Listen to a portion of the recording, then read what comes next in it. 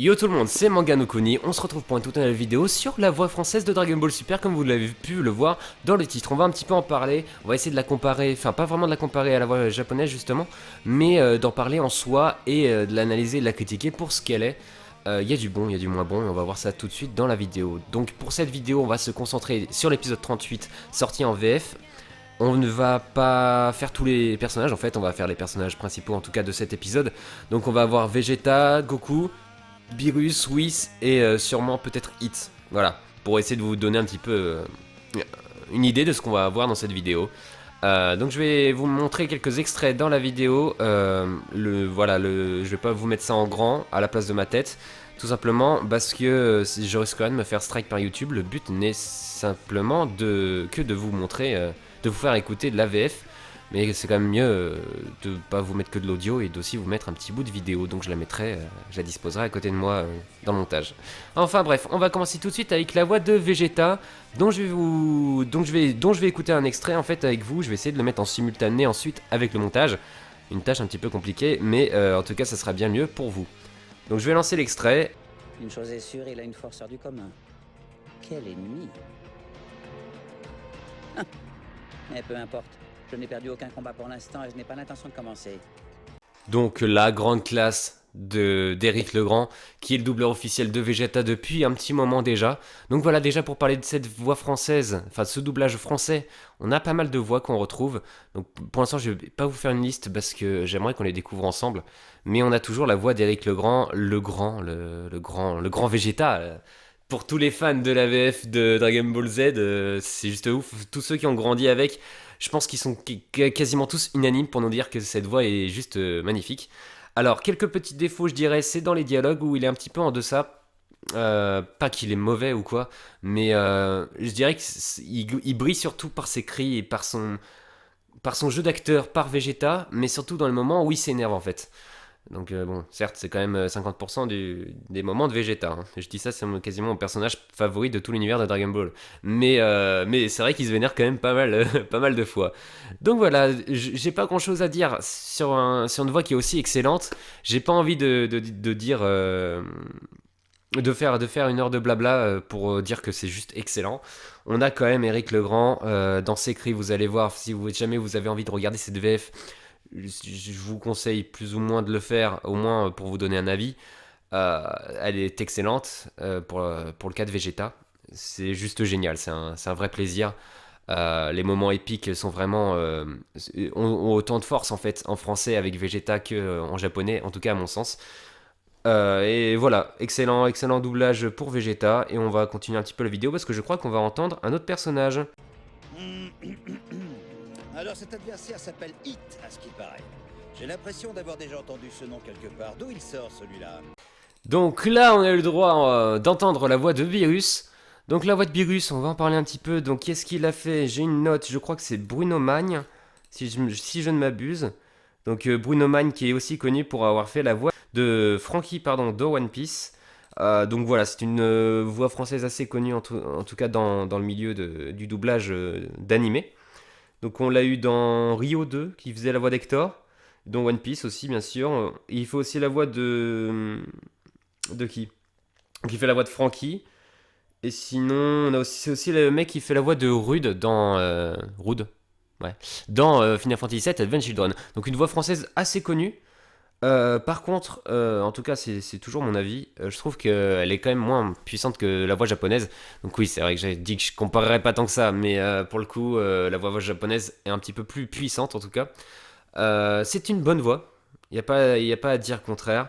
Certaines intonations sont un petit peu en dessous. On va dire que c'est sa voix qui est un petit peu moins imposante qu'une voix vraiment vénère de gros méchants de Dragon Ball. Donc juste là-dessus, c'est un petit moins. Ça sera à vous aussi de vous faire votre avis, bien sûr. Là, c'est juste pour vous donner un petit peu mon avis à moi. Ça n'engage que moi. Je vous conseille quand même de regarder aussi pour en faire un avis, je le redis, et je pense que c'est important. Mais oui, c'est vrai que cette voix, j'en suis pas très très fan. En tout cas, je trouve que le casting, il était pas parfait sur ce point-là. Ou alors, il a dû donner un petit peu plus d'épaisseur à sa voix, quelque chose d'un petit peu plus sombre. Mais en même temps, c'est vrai que son rôle était très difficile, puisqu'on parle quand même de Beerus, qui est l'un des personnages les plus charismatiques de Dragon Ball Super, qui fait partie des personnages principaux maintenant, hein, avec la bande de Goku. Hein. Là, il a vraiment pris une place qui est très importante. Voilà, c'est à peu près tout ce que j'ai à dire sur lui. On va continuer, je crois que Whis prend la parole. Apparemment, c'est un tueur à gages renommé dans l'univers 6. Un véritable maître dans son art, dit-on. Il est réputé pour ne jamais rater sa cible. C'est devenu une légende. C'est d'ailleurs ce qui lui a valu son nom, Hit l'infaillible. Oui, donc la voix de Whis, là c'est un petit peu plus compliqué de la juger parce que la voix de Whis en japonais elle est très très très particulière. Ça va être un petit peu le cas pour Goku aussi. Hein. La voix de Whis est très particulière. Donc là c'était vraiment très compliqué je pense pour faire une voix qui aille avec lui. Donc pour Whis on a Bruno Meyer. Alors son nom me dit quelque chose mais là j'ai pas de notes sur lui. Donc c'est une voix assez connue dans Fairy Tail puisqu'il a fait, donc je vais lire Cobra, Hughes, Shaw, Suzuki, les Vanish Brothers et Sting. Il fait quand même Sting le gars. Donc voilà, c'est une voix assez connue, une voix plutôt agréable. En plus il fait, alors apparemment il y a 2 doubleurs pour Portgas, mais il fait la voix de Portgas the Ace dans One Piece, la AVF. Donc voilà, donc c'est une voix vraiment excellente. Dans ce casting pareil, alors je juge pas vraiment, je donne mon avis quoi. Mais c'est pareil, je la trouve un petit peu en deçà. Elle est très bonne, mais c'est vrai que de base, la voix de Whis c'est très particulière en japonais. Et c'est un personnage très particulier aussi. Donc je pense que c'était très difficile à doubler. C'est plutôt bien réussi à mon avis. Hein. La voix est assez aiguë sans partir dans les aigus japonais parce que c'est assez caractéristique en fait de leur doublage. Hein. C'est vrai que la voix de Sangoku, il faut l'écouter en japonais, ça n'a rien à voir avec la voix française ou même la voix américaine. Hein. Donc je pense oui que le doublage a vraiment été réussi pour Whis, peut-être un petit peu plus que pour Beerus. C'est toujours mon avis. Hein.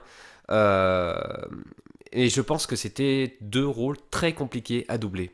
Donc là on va finir à peu près je crois. Il y a Goku et ça doit être à peu près tout. Peut-être Hit, on va essayer de vous montrer un petit passage. On va vous faire écouter un petit extrait de Goku. Goku qui est doublé par l'excellent Patrick Borg qui faisait aussi la voix de Goku à l'époque. Donc si vous avez apprécié la voix de Goku dans Dragon Ball Z, vous allez adorer la voix de Goku dans Dragon Ball Super. Donc je vais vous montrer un petit extrait. Waouh! Alors il est aussi fort que ça? Infaillible ou pas, Vegeta doit absolument battre ce type. Mais je dois reconnaître que ça changera d'assister à un combat digne de ce nom pour une fois.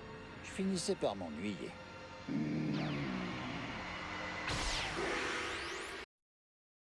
Bon, on n'aura pas eu beaucoup de voix de Goku dans cet extrait. J'espère que ça vous aura fait un petit extrait, enfin un extrait suffisant pour vous en rendre compte, ou alors je vais tenter peut-être de vous retrouver un autre extrait. Oui, ça va être un petit peu compliqué hein, dans cet épisode, c'est surtout le combat Hit Vegeta qui est assez important. Et Goku, bah, pour l'instant, il est encore dans les gradins. Ah, je crois que j'ai un passage où il parle. Voilà, j'essaie de vous le trouver, ça va être un petit peu compliqué pour moi pour monter. Vegeta a besoin d'un haricot magique. Oh, oui, tout de suite.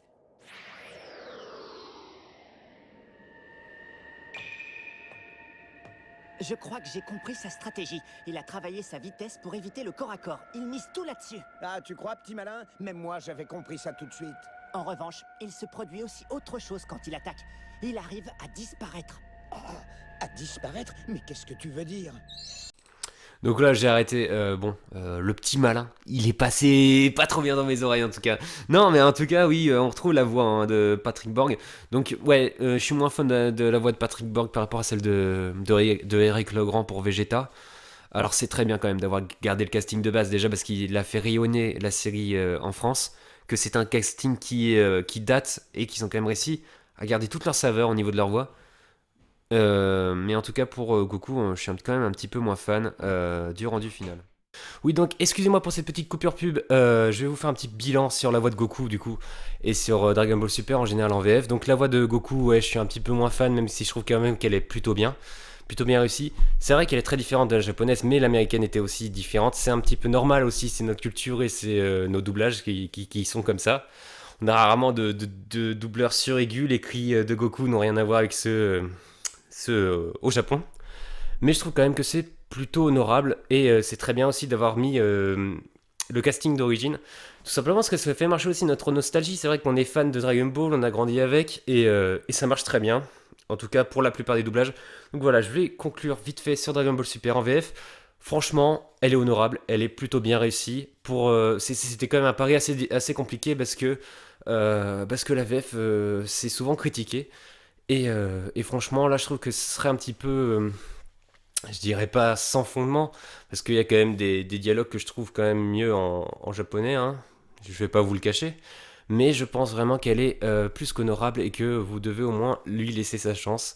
J'espère que cette vidéo vous aura plu. On va se retrouver bientôt pour une très prochaine vidéo. On va commencer à faire des reviews de Dragon Ball Super. Il y a aussi Boruto, il y a One Piece. Enfin bref, plein de choses super bien qui arrivent bientôt. Et je vous souhaite une très bonne fin de journée. Salut tout le monde.